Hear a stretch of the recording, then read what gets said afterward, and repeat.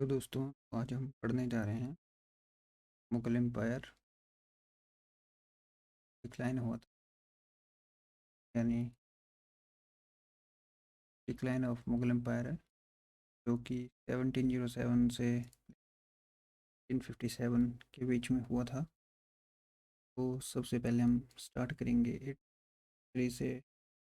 तो 18th century जो थी, मिड 18th सेंचुरी से हम इंडिया का हिस्ट्री का एक डार्क एज भी कहते हैं, और एक कैओस की जो एज थी के नाम से भी हम इसे जानते हैं।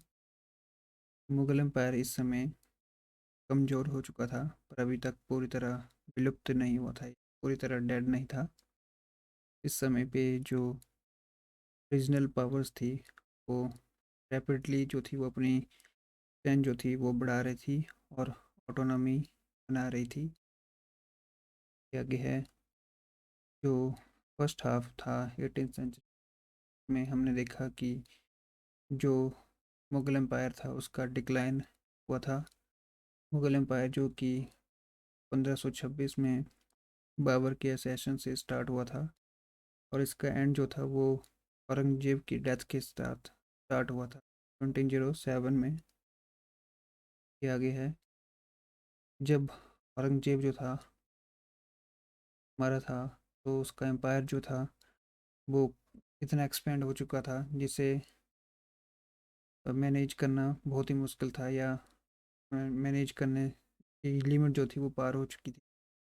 और साथ ही में जो औरंगजेब जो था उसकी जो सोशियो रिलीजियस पॉलिसीज थी, से जो थी जो पॉपुलेशन थी वो ओपन रिवेलियन में आ चुकी थी। और जिस इसकी वजह से क्या हुआ था कि जो ग्रेट मराठास थे उनका भी राइज हुआ था। तो इन्हीं सभी फैक्टर्स के कम्बिनेशन ने इंश्योर करा था कि औरंगजेब के डेथ के 50 सालों के अंदर ही जो मुगल एम्पायर है वो डिसइंटीग्रेट हो गया था। और इस टाइम पीरियड में 9 मुगल एम्परर्स जो थे वो एक के बाद एक क्विक सक्सेशन में आए थे। फिर जो 1739 में दिल्ली को जब नादिर शाह ने इन्वेड किया था, तब मुगल्स ने इसे डिफेंड किया था। पर जब अब्दाली ने से इन्वेड किया था इंडिया को, तो उस समय मुगल्स जो थे वो इंडिया को डिफेंड नहीं कर रहे थे। उस समय मुगल्स को रिप्लेस कर दिया था मराठाओं ने। तो और बाद में जब 1765 में जो मुगल एम्परर जो थे वो एक पेंशनर बन गए थे ब्रिटिशर्स के। तो देख लीजिए, 1739 में मुगल्स ने डिफेंड करा था नादिर शाह को, नादिर शाह से दिल्ली को। फिर अब्दाली ने इन्वेड किया था 1748 से लेके 1765 तक। तो उस टाइम पीरियड में मुगल जो थे उन्हें उन्हें उन्हें रिप्लेस कर दिया था मराठों ने। और 1765 में जो मुगल एम्परर जो थे वो एक पेंशनर बन गए थे। तो करीब 26-27 सालों में ही मुगल एम्परर जो थे वो एक पेंशनर बन गए थे, यानी एक एम्परर से पेंशनर बन गए थे ब्रिटिशर्स के। और हम देखते हैं कि जो 1707 से लेकर 1857 का टाइम पीरियड जो था, इसमें टोटल 12 मुगल एम्परर्स जो थे वो रहे थे, जिन्हें हम लेटर मुगल्स के नाम से जानते हैं। इनमें से जो दो सबसे लंबे टाइम तक सरवाइव करने वाले जो एम्परर जो थे वो थे मोहम्मद शाह, जिनका टाइम पीरियड था 1719 से 1748 तक, और शाह आलम, इनका टाइम पीरियड जो था वो था 1759 से 1806 तक। इनके टाइम पीरियड में ही जो नादिर शाह का अटैक हुआ था वो हुआ था 1739 में अहमद साहब अली का। उन्होंने इंडिया को 7 बार अटैक किया था 1748 से 1767 तक।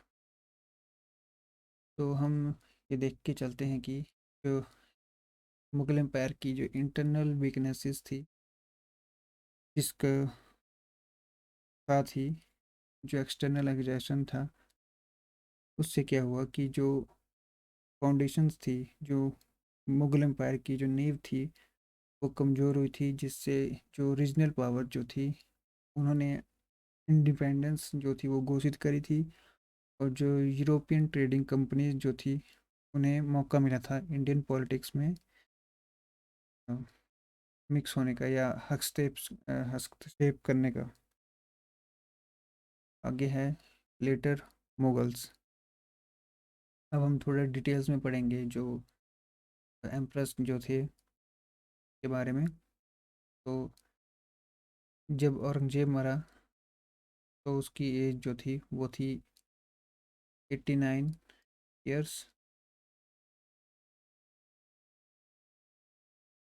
तो उसकी एज जो थी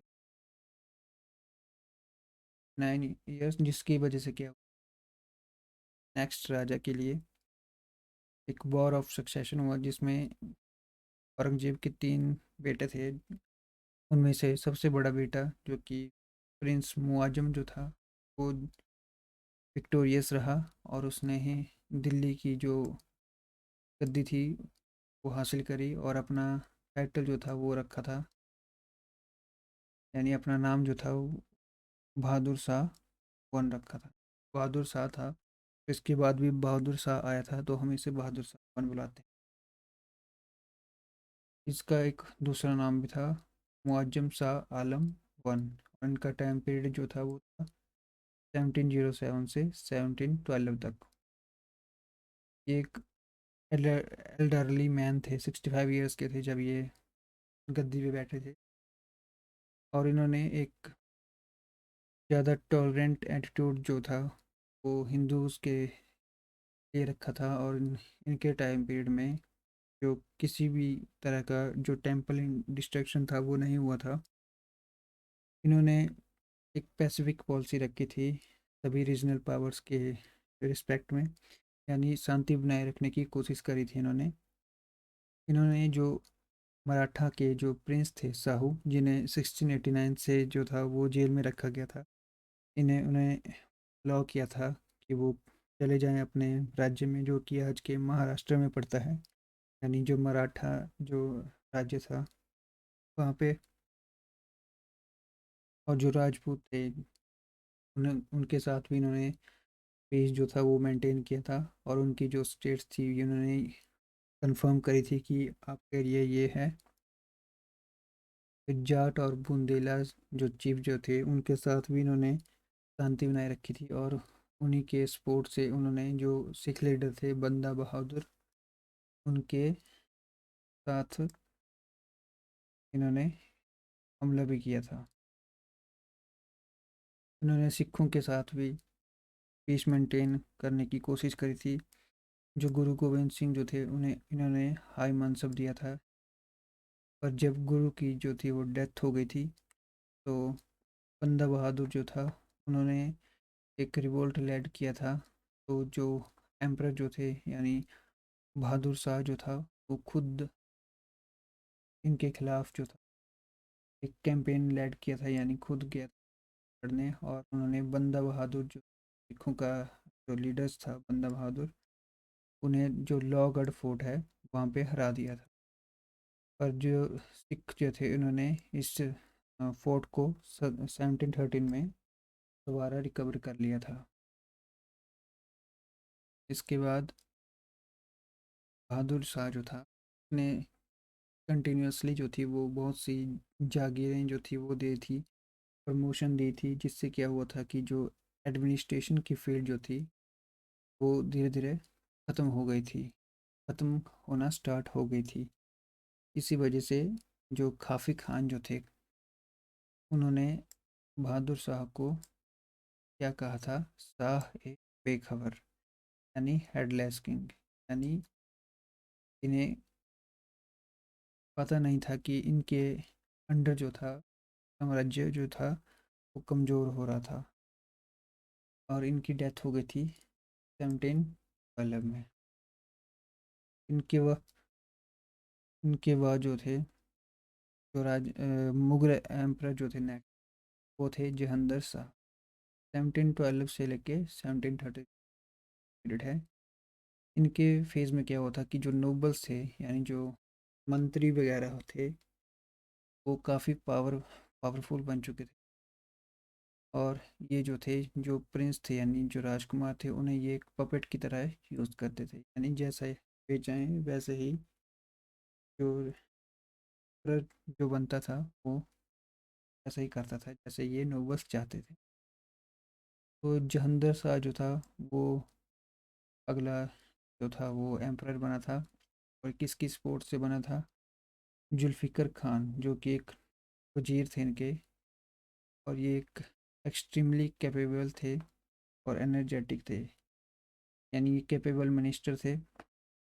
और जहंदर शाह जो था वो कमज़ोर था और वो प्लेजर के लिए डिवोट था। और जुल्फ़िकर खान जो था, इनके पास इनका एडमिनिस्ट्रेशन था। तो इन्होंने जो राजपूत थे, मराठा चीफ थे और जो अदर हिंदू जो चीफ थे, उनके साथ इन्होंने फ्रेंडली रिलेशन रखने की कोशिश करी थी। और जो हिंदुओं पे एक, यानी जो नॉन मुस्लिम पे एक टैक्स लगता था, जिजिया, उसे अबॉलिश कर दिया गया था। जय सिंह जो थे अंबर के, उन्हें इन्होंने बनाया था मालवा का गवर्नर। और जो मारवाड़ के अजीत सिंह जो थे, उन्हें इन्होंने बना दिया था गुजरात का गवर्नर। और जुल्फ़िकर खान के ही एक डेप्यूटी थे, दाऊद खान पन्नी, उन्होंने एक एग्रीमेंट किया था मराठा किंग शाहू के साथ 1711 में। और इस एग्रीमेंट के अकॉर्डिंग जो चौथ और जो सरदेश मुखी जो था वो मराठास को ग्रांट कर दिया गया था, यानी उन्हें दे दिया गया था।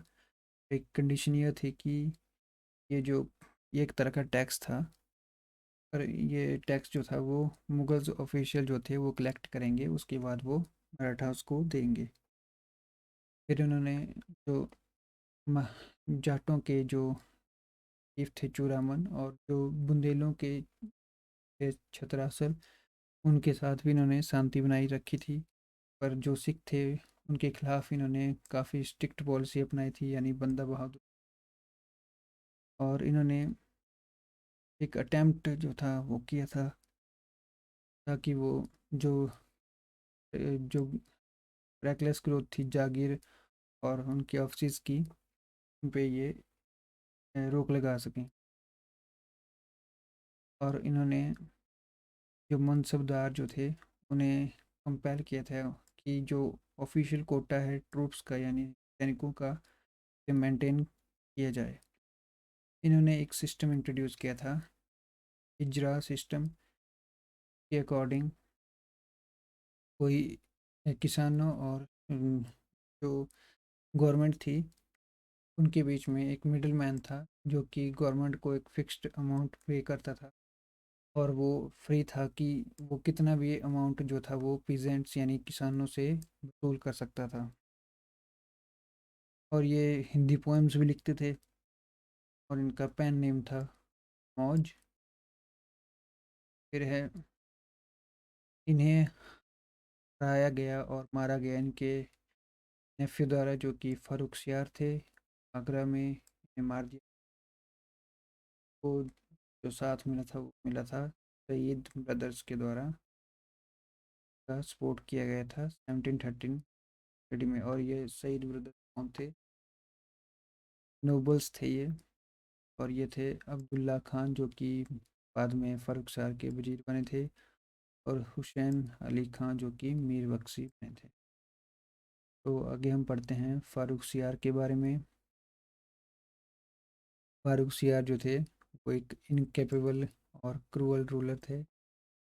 पर ये सईद ब्रदर्स के एक पपेट थे। सईद ब्रदर जो थे, इनका डोमिनेंट कंट्रोल था एडमिनिस्ट्रेशन के ऊपर। और इन्होंने एक रिलीजियस टॉलरेंस जो पॉलिसी थी वो अपनाई थी। इन्होंने जिजिया जो था, जिजिया या जजिया, वो अबॉलिश कर दिया था। इन्होंने अपनी पोजीशन को स्ट्रेंथ यानी स्ट्रॉन्ग बनाने के लिए हाई पोजीशन जो थी वो प्रोवाइड करी थी राजपूत प्रिंसेस को। राजपूतों को इन्होंने रखा था ताकि बाद में इन्हें उनका सपोर्ट मिल सके। और इन्होंने एग्रीमेंट करा था मराठा साहू साथ, और उन्हें जो चौथ और सरदेशमुखी जो था वो टैक्स, और जो 6 प्रोविंसेस थे साउथ में यानी डेक्कन में, इन्हें दिया था। और इसके बदले में साहू ने उन्हें 15,000 सोल्जर की सपोर्ट प्रोवाइड करी। फिर 1719 में बालाजी विश्वनाथ और हुसैन अली खान जो थे, उन्होंने सईद ब्रदर्स को जो था हेल्प करा था, क्योंकि फारूक सियार जो थे वो सईद ब्रदर्स को हटाना चाहते थे। पर इन सईद ब्रदर्स ने ही फारूक सियार को हटा दिया। इन्हीं के टाइम पीरियड में जो बंदा बहादुर जो था लीडर,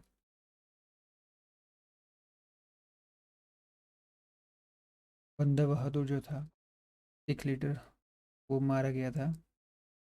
और इन्होंने ही एक फरमान जारी किया था 17 जो कि फेमस है फरमान ऑफ 1717 के लिए।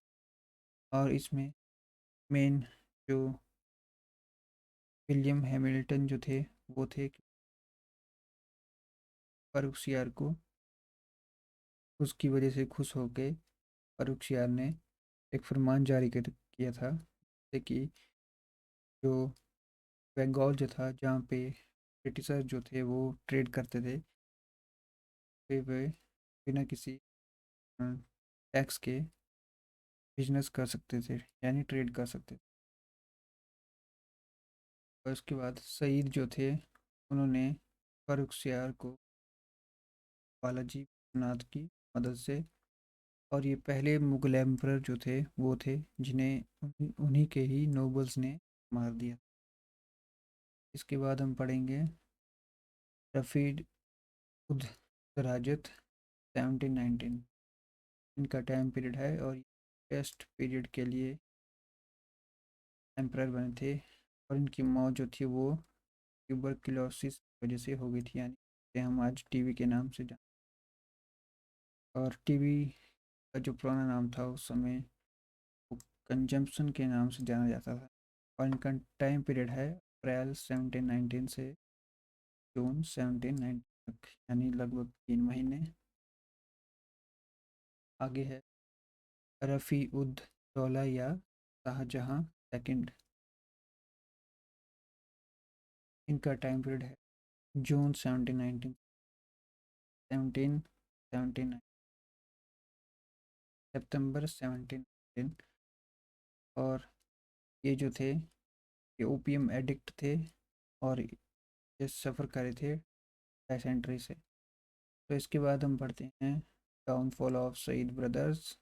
जो सईद ब्रदर जो डाउनफॉल कैसे हुआ, एक कमज़ोर कैसे पड़ गए। तो सईद ब्रदर जो थे उन्होंने अटेम्प्ट करी थी कि वो जो एम्पायर जो था उसे बचाया जा सके। की वजह से क्या हुआ कि जो जो नोबल्स जो थे उनके बीच में एक पॉलिटिकल जंग जो थी वो चली हुई थी।